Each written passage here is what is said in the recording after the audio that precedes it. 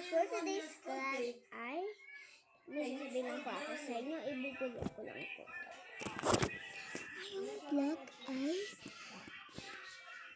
nakita niyo dati yung quadro, hindi pa pala yung quadro, yung mini vlog doon, yung ginok namin si Ate Jesslyn, yung umiyak doon, yung sinabi niya, yung kaso, hindi mo yung heart ko na broken.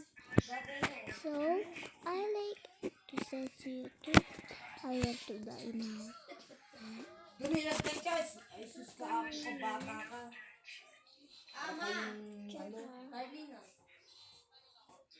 Tsaka, ano pa pala, tsaka pakita doon nila. Ilan? Ay, hindi ba guys? So, ngayon pala guys, wala na pa pala. Ngayon lang pa. Ayan ang mga ako dito.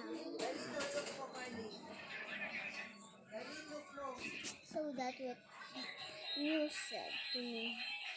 Shut up.